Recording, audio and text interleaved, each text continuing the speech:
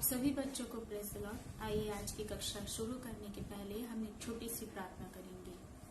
प्रेमी दयालु परमेश्वर पिता, धन्यवाद धन्यवाद धन्यवाद प्रभु जी, जीवन के तमाम आशीषों के लिए खुदावन। निरंतर आप हमें संभाले रखते हैं पिता परमेश्वर। जो भी आपके वचन से हम सीखते हैं उसे हमारे जीवन में कार्य कीजिए। पवित्र आत्मा के द्वारा हमारी अगुवाई कीजिए। सारे बच्चों को अपने आप को आपके पवित्र हाथों में सौंपते हैं। यीशु मुक्तिदाता के नाम से मांगते सुन और कबूल कीजिए, आमीन। बच्चों, आज के हमारे पाठ का नाम है अपने हृदय की रखवाली। मनुष्य के आंतरिक शरीर में हृदय का एक महत्वपूर्ण स्थान है। यदि हम वचन से देखें तो उत्पत्ति से लेकर के प्रकाशित वाक्य तक वचन हमें हृदय अर्थात दिल के बारे में अपनी शिक्षा हमें प्रदान करता है। यदि हम शारीरिक रूप से देखें तो विश्व में विभिन्न प्रकार की बहुत सारी बीमारियां हैं और जिससे बीमारी है वह दिल की बीमारियों से बहुत सारे लोग पीड़ित हैं। हृदय हमारे जीवन का केंद्र बिंदु है। हृदय के विषय में वचन कहता है, सबसे बढ़कर अपने मन की रखवाली कर, क्योंकि जीवन का मूल स्रोत वही है। सबसे अधिक, क्योंकि मनुष्य के लिए उसका जीवन सबसे अधिक महत्वपूर्ण होता है। इसलिए हमें यह जानना अत्यंत आवश्यक है कि हम अपने जीवन के स्रोत को किस तरह से भरपूर रखें या किस तरह से उसे विकसित करें। आइए हम जानें कि किन किन बातों के द्वारा हम अपने हृदय को मजबूत कर सकते हैं या एक तरह से कहा जाए कि हम उसे शुद्ध रख सकते हैं। मैंने वर्ड्स को बनाया है इंग्लिश में वॉच यू, WATCH, जिसमें पहला है W से आता है वर्ड्स वचन, एटीट्यूड्स व्यवहार, थॉट्स विचार, कंडक्ट काम, हैबिट्स आदत। इन 5 बातों के द्वारा हम अपने हृदय को शुद्ध और पवित्र रख सकते हैं।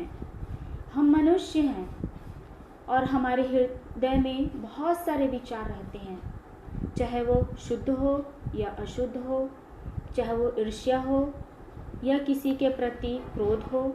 इसी हृदय में हम पवित्रता की भी विचार रखते हैं और इसी हृदय में हम विश्वास और अविश्वास दोनों को रखते हैं। बच्चों, आज के हमारे पाठ का नाम है अपने हृदय की रखवाली।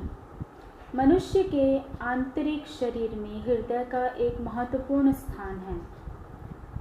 यदि हम वचन से देखें तो उत्पत्ति से लेकर के प्रकाशित वाक्य तक वचन हमें हृदय अर्थात दिल के बारे में अपनी शिक्षा हमें प्रदान करता है। यदि हम शारीरिक रूप से देखें तो विश्व में विभिन्न प्रकार की बहुत सारी बीमारियां हैं और जिससे बीमारी है वह दिल की बीमारियों से बहुत सारे लोग पीड़ित हैं।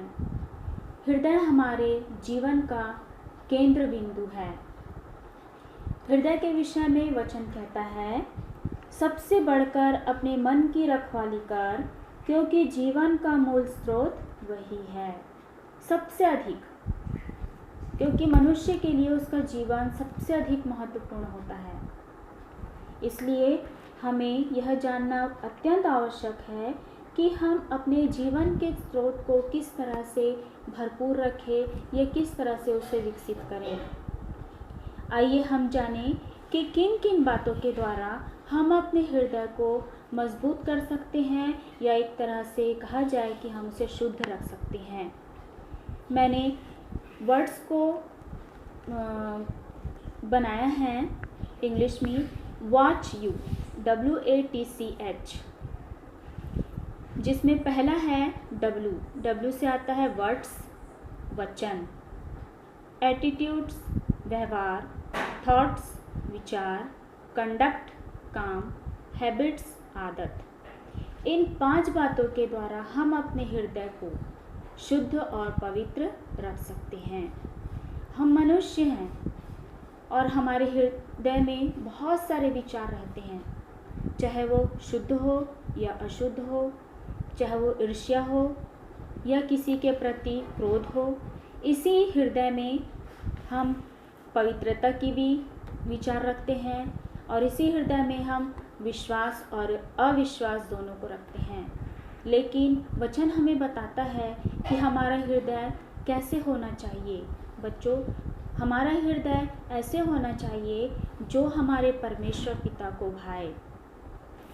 यदि हम पौलुस के जीवन से देखते हैं तो पौलुस बनने के पहले उसका नाम शाऊल था और शाऊल मसीहों को बहुत अधिक सताया करता था। उसके कार्य बुरे थे और यद्यपि वो बहुत ज्ञानवान व्यक्ति था, लेकिन उसका ज्ञान किसके लिए था? दूसरों को तंग करने के लिए था, दूसरों का जीवन नाश करने के लिए था। ऐसे लोगों का जीवन जो प्रभु यीशु मसीह को जानते हैं, उस पर विश्वास करते हैं, जब वो उसे पता चल जाता था कि यह ईश्वर के लोग हैं तो उन्हें बहुत तंग किया करता था। लेकिन एक समय जब वह कहीं उनको सताने के लिए फिर से कहीं योजना बनाने के लिए जा रहा होता है, तब परमेश्वर का प्रकाश उस पर चमकता है और प्रभु यीशु कहते हैं कि हे शाऊल तू मुझे क्यों सताता है।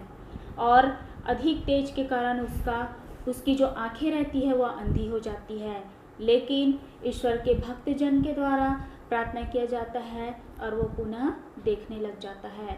और इस समय हम जानते हैं कि वो प्रभु यीशु मसीह को किस तरह से ग्रहण करता है। प्रभु यीशु मसीह को अपना उद्धारकर्ता के रूप में वो ग्रहण करता है और जिस यीशु के बारे में वो सुनना भी पसंद नहीं करता था, वही यीशु जब उसके जीवन में आया तब उसने उद्धार के उस कार्य को अपने जीवन में होते हुए देखा और उस उद्धार के कार्य को में हम विश्वास और अविश्वास दोनों को रखते हैं।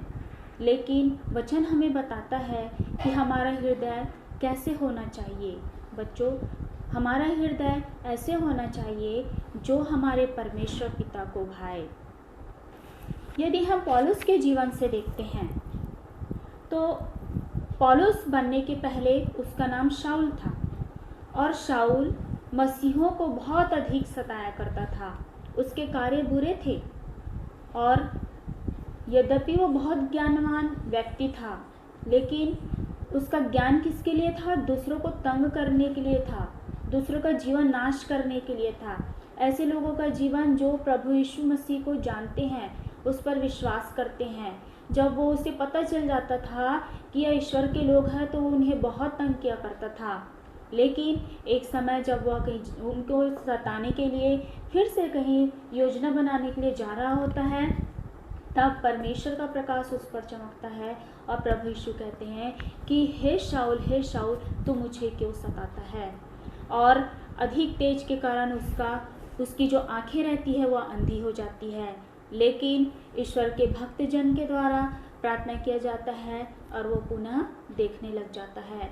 और इस समय हम जानते हैं कि वो प्रभु यीशु मसीह को किस तरह से ग्रहण करता है। प्रभु यीशु मसीह को अपना उद्धारकर्ता के रूप में वो ग्रहण करता है और जिस यीशु के बारे में वो सुनना भी पसंद नहीं करता था, वही यीशु जब उसके जीवन में आया तब उसने उद्धार के उस कार्य को अपने जीवन में होते हुए देखा। की ही तरह हमारे जीवन में बहुत सारी बुराइयां हैं, लेकिन यदि हम अपने गुनाहों को मानते हैं तो परमेश्वर आज भी क्षमा करने वाला हमारा यहोवा परमेश्वर है। वो अपने लहू से हमें धो करके शुद्ध और पवित्र करता है।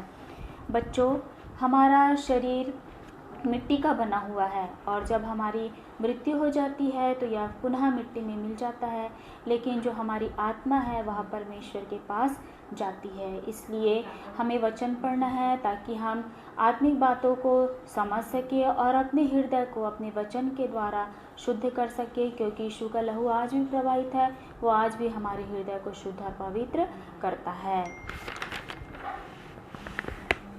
आज का आपका पद है जो कि पाया जाता है रोमियो 10:9 कि यदि तू अपने मुंह से यीशु को प्रभु जानकर अंगीकार करे और अपने मन में विश्वास करे कि परमेश्वर ने उसे मरे हुओं में से जिलाया तो तू निश्चय उद्धार पाएगा।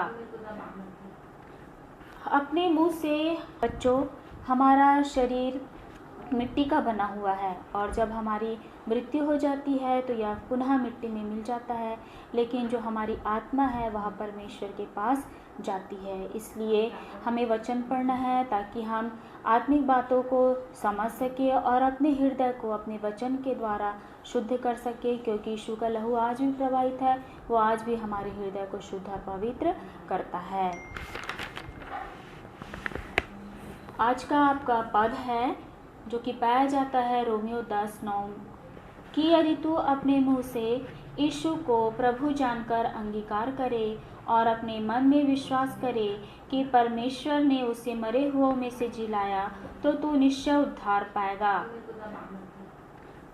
अपने मुंह से हमें अपने पापों का अंगीकार करना है, और न केवल अंगीकार करना है बल्कि उसे त्याग देना है। जिस तरह से पौलुस अंत तक के प्रभु यीशु मसीह में अपने विश्वास को धीरज धरे रहा और उसके कार्य को पूर्ण किया, उसी तरह से हमें अपना जीवन शुद्ध और पवित्र करके अपने प्रभु यीशु मसीह के कार्य को पूर्ण करना है। तो बच्चों, आज का क्लास यहीं पर समाप्त किया जाता है।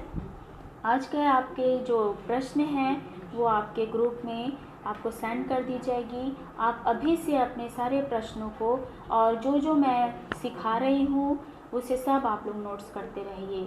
तब तक के लिए आप सभी को जय मसीह की।